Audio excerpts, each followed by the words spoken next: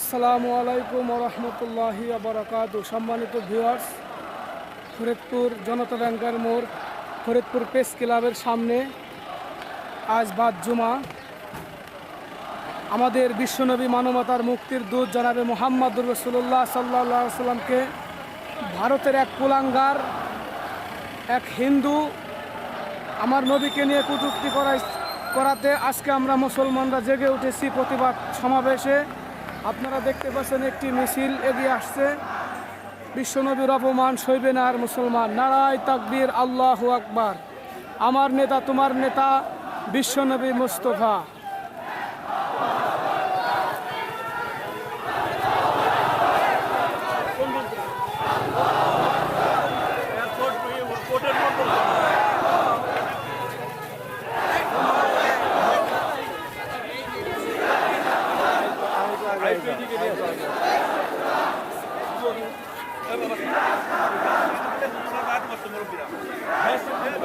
এই পাশে আসেন।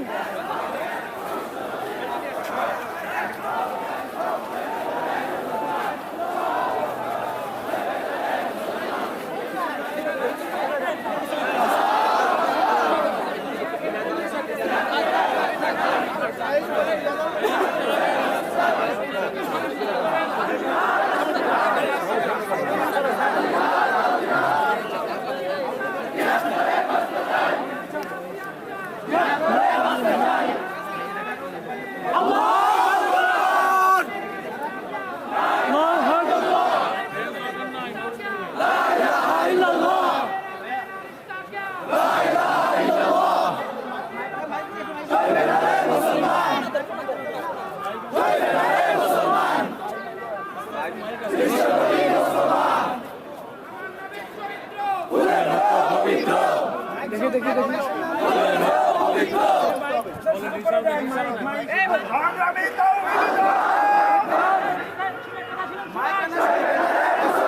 বিশ্বনবী জনাবে মুহাম্মদ রাসূলুল্লাহ সাল্লাল্লাহু আলাইহি ওয়াসাল্লামকে যুগে যুগে যারাই কটাক্ষ করেছে, আল্লাহ রাসূলের চরিত্র নিয়ে কথা বলেছে, ওরাই ধিক্কৃত হয়েছে, ওরাই অপমানিত হয়েছে। পৃথিবীর মানচিত্র থেকে ওদের নাম মুছে গেছে। আল্লাহ রাসূল সাল্লাল্লাহু আলাইহি ওয়াসাল্লামের মর্যাদা আল্লাহ তাআলা নিজে দিয়েছেন। এই পর্যায়ে বক্তব্য নিয়ে আসছেন ইমাম কল্যাণ ফাউন্ডেশনের সম্মানিত সহসভাপতি মাওলানা মনসুরুল হক সাহেব। বিসমিল্লাহির রহমানির রহিম। ফরিদপুর ইমাম কল্যাণ ফাউন্ডেশন কর্তৃক আয়োজিত ইমাম কল্যাণের আহ্বানে আজকে সবাই দাঁড়ায়েন না, সবাই দাঁড়ান, দরকার কি, যে বক্তব্য দেবেন সে দাঁড়ান। আমার প্রাণ প্রিয় নবী, আপনার প্রাণ প্রিয় নবী মুহাম্মদুর রাসূলুল্লাহ সাল্লাল্লাহু আলাইহি ওয়াসাল্লামকে এবং ইসলামকে ভারতের দুই কুলাঙ্গার কুখ্যাত নরকী তারা আমার নবীকে অপমান করেছে। বারবার ভারত থেকে আমার নবীকে অবমাননা করা হয়, আমরা প্রতিবাদ করি, কিন্তু মোদী সরকার কোনো ব্যবস্থা নেয় না। সাময়িকভাবে গ্রেফতার করে কিছুদিন লোক দেখানোর জন্য পরে আবার ছেড়ে দেয়। আমরা স্পষ্ট বলতে চাই, তুমি মোদীকে আমরা চিনি, তুমি গুজরাটের হত্যা করেছো নির্বিচারে, তুমি আসামের মুসলমানদের নাগরিকত্ব বাতিল করেছো, বাংলাদেশের শাপলা চত্বরে শহীদ যারা হয়েছিল আমার ভাই, তাদের খুনি হাসিনাকে তুমি আশ্রয় দিয়েছো।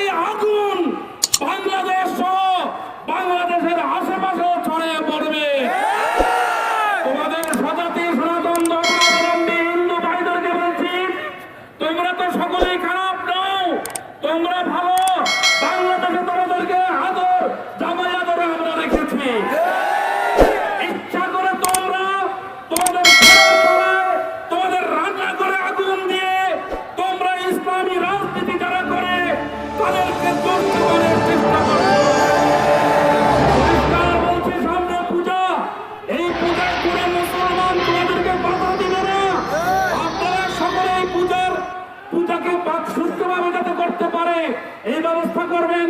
ওরা কিন্তু অনেক ষড়যন্ত্রের মধ্যে রয়েছে। পরিশেষে আমি বলতে চাই যে বাংলাদেশ থেকে যে আওয়াজ উঠেছে এই পর্যন্ত ভারতে ৩,৫০০-এর বেশি দাঙ্গা, সাম্প্রদায়িক দাঙ্গা সৃষ্টি করেছে এবং মোদী সরকার ক্ষমতায় এসেছে বাবরি মসজিদ ভেঙে। সেখানকার মুসলমানরা মোদী সরকারকে, পৃথিবীকে, ভারতীয় জনতা পার্টিকে সাপোর্ট করে না, তারা করে ইন্দিরা গান্ধীর কংগ্রেস হাইকে। এই জন্য মোদী সরকার ক্ষিপ্ত। ৩২ কোটি মুসলমান ভারতে বসবাস করছে। যদি তোমরা মুসলমানদের উপরে নির্যাতন করো তাহলে বাংলাদেশেও তোমাদের অনুসারীরা রক্ষা পাবে না।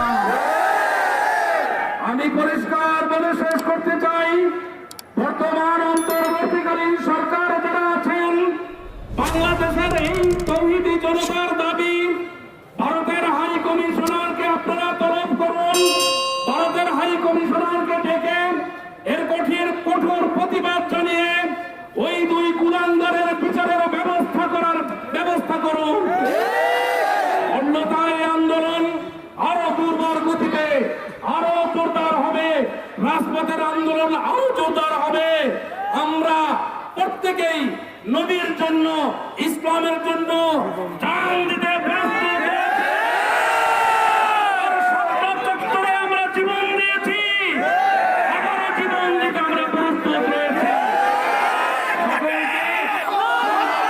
সকলকে সংগ্রামী আহ্বান জানিয়ে আমার সংক্ষিপ্ত বক্তব্য এখানেই শেষ করছি। দিন ইসলাম জিন্দাবাদ, বাংলাদেশ জিন্দাবাদ।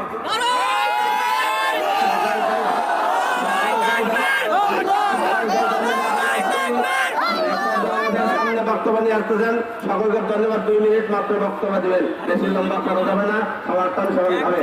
আমি অনুরোধ করছি বাংলাদেশ অন্তর্বর্তী সরকারে এইটা যদি সহজে ওইটা ব্যবস্থা করা না হয়, বাংলাদেশের জনগণ বারবার লং মার্চ করে ভারত সরকারের দেখাইয়াছে, প্রয়োজনে এই সময় আবার লং মার্চের মাধ্যমে ভারত দখল করার ব্যবস্থা ইনশাআল্লাহ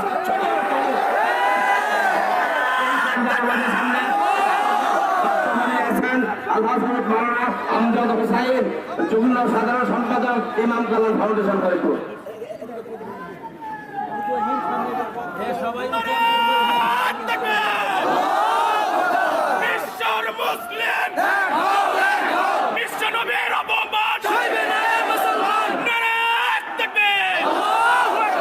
আসসালামু আলাইকুম ওয়া রাহমাতুল্লাহি ওয়া বারাকাতুহু। ভূমিকা আর বলতে চাচ্ছি না, ভূমিকা বলার সুযোগ নাই, রক্তক্ষরণ হচ্ছে।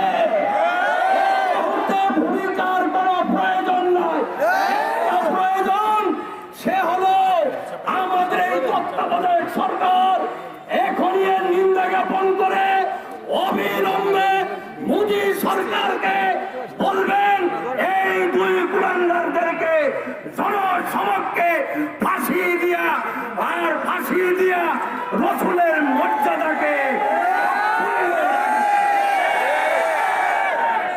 যদি না হয়, আমরা ফরিদপুরের ইমাম কল্যাণ জনগণকে সাথে নিয়ে আগামী দিনে ঢাকামুখী লং মার্চ হবে। প্রয়োজন হয় দুর্বার আন্দোলন গড়ে তোলা হবে। আমার সাংবাদিক ভাইদেরকে, জনগণের রক্তক্ষরণ হচ্ছে, আপনারা লেখুন, প্রধান উপদেষ্টাকে লেখুন, ফরিদপুরের মানুষ কি বলতে চায়। আমরা এই দেশে শামসুল হক ফরিদপুরের দেশ, শাহজালাল শাহ মাকদুমের দেশে আমরা আর বসে থাকতে চাই না। এই তসলিমা নাসরিন 1992 সালে হরতালের মাধ্যমে এই মোদী সরকারকে পাঠানো হয়েছে। বারবার মুসলমানদের উপরে, রসুলের উপরে কটাক্ষ করছে, এখনো সেই কাজ অব্যাহত আছে। আমার বিগত সরকারের প্রধান গিয়ে সেখানে তার সাথে অঙ্গ রয়েছে তামাশা করে মুসলমানদের নবীর উপরে কটাক্ষ করার ব্যবস্থা করছে। এই জন্য আমরা ফাঁসি চাই, ফাঁসি চাই, ফাঁসির কার্যক্রম ব্যবস্থা করার জন্য আমাদের তত্ত্বাবধায়ক প্রধানকে অনুরোধ করছি, আপনি অবিলম্বে ভারতের দূতাবাসে ওই দূতকে আপনি বলুন, অন্যথায় সারা বাংলাদেশে আগুন জ্বলবে, দুর্বার আন্দোলন গড়ে তোলা হবে। দেখে আমার সংক্ষিপ্ত কথা এখানেই শেষ করছি। আল্লাহ হাফেজ। নাসরুম মিনাল্লাহ ওয়া ফাতহুন করিম। নারায়ে তাকবীর! নারায়ে তাকবীর! আপনাদের সামনে গুরুত্বপূর্ণ বক্তব্য রাখবেন কারা নির্যাতিত আলেম দ্বীন ফরিদপুরের বিশিষ্ট মুরব্বী, যিনি দীর্ঘ 9 মাস পর্যন্ত কারাবরণ করেছিলেন, শাইখুল হাদিস আল্লামা আবুল হুসাইন সাহেব। শাইখুল হাদিস আল্লামা আবুল হুসাইন সাহেব সম্মানিত উপদেষ্টা, ইমাম কল্যাণ ফাউন্ডেশন, ফরিদপুর।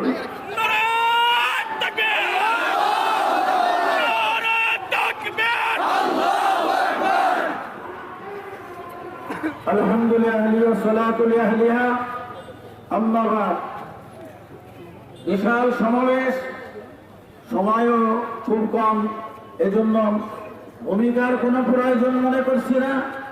একটাই কথা, ভারতের ওই মোদী কসাই, সন্ত্রাসী কসাই, তার নেতৃত্বে মুসলমান নিধন বহুকাল ধরে চলছে। এর মধ্যেই আমাদের বিশ্বনবী মুহাম্মদ রাসূলুল্লাহ সাল্লাল্লাহু আলাইহি ওয়াসাল্লামের নামে যে কুৎসা রচনা করছে দুই পান্ডা, বিশ্ব বাটপার, বিশ্ব লম্পট, বিশ্ব গুন্ডা, এদের ফাঁসির কাস্টে ঝুলানোর দাবি এই সমাবেশ থেকে আমরা করছি। এবং সাথে সাথে বর্তমান তত্ত্বাবধায়ক সরকারের প্রধানের কাছে আমাদের আহ্বান, অনতি বিলম্বে বাংলাদেশে ভারতের দূতাবাসের কর্মকর্তাকে দেখে এর ফাঁসির ব্যাপারে ব্যবস্থা গ্রহণ করার জন্য, অন্যথায় প্রথমে আমরা বাংলাদেশে অবস্থিত ভারতের দূতাবাসের দিকে লং মার্চ হবে, এরপরে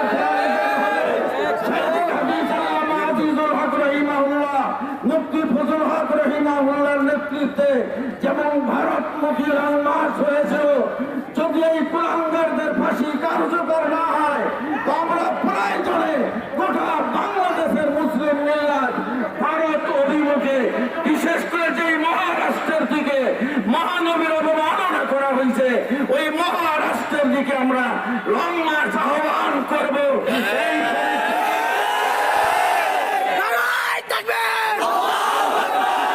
শিকার হওয়ার আগেই ভারত সরকারকে বলছি, সাথে সাথে আমাদের তত্ত্বাবধায়ক সরকার প্রধানকে বলছি, আপনারা ভালো করেই জানেন এ বাংলাদেশের মুসলমানের রক্তের বিনিময় রক্তক্ষরণ হচ্ছে বহু কাল আগ থেকে।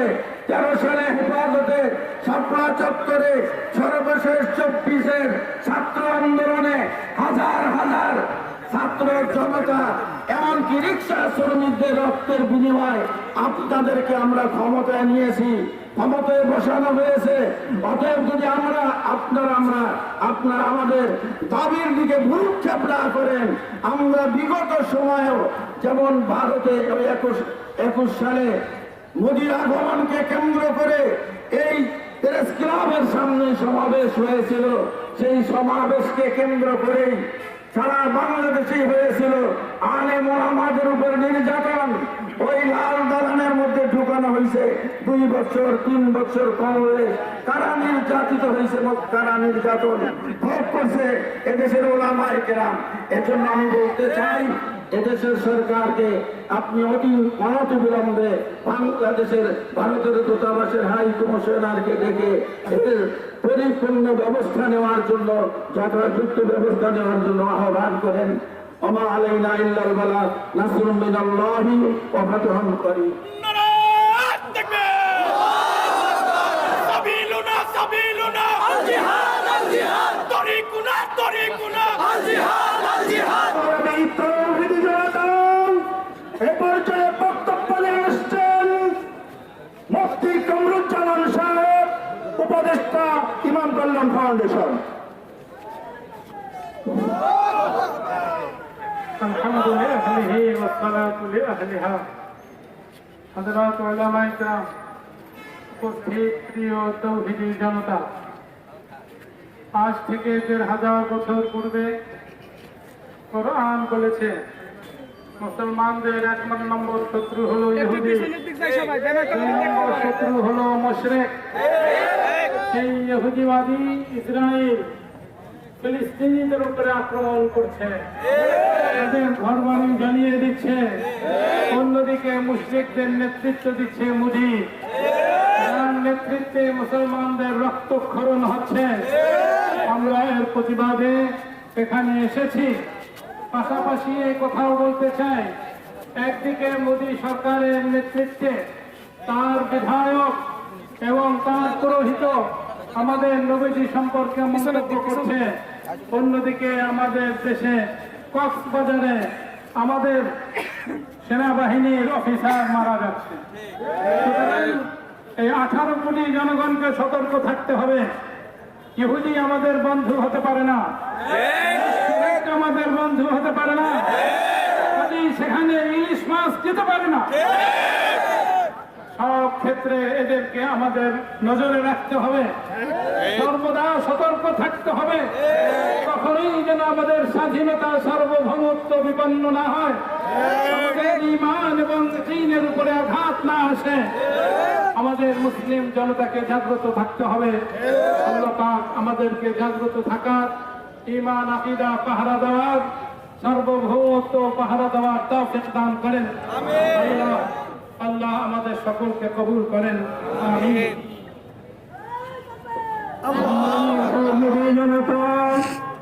ইমাম কল্যাণ ফাউন্ডেশন ফরিদপুরের উদ্যোগে আয়োজিত আজকের এই প্রতিবাদ সভা বিক্ষোভ মিছিলে এখনই আপনাদের সামনে সমাপনী নসিহত এবং দোয়া পরিচালনা করবেন ইমাম কল্যাণ ফাউন্ডেশন ফরিদপুরের সম্মানিত সভাপতি জনাব আলহাজ হযরত মাওলানা কারামত আলী, জনাব আলহাজ হযরত মাওলানা কারামত আলী।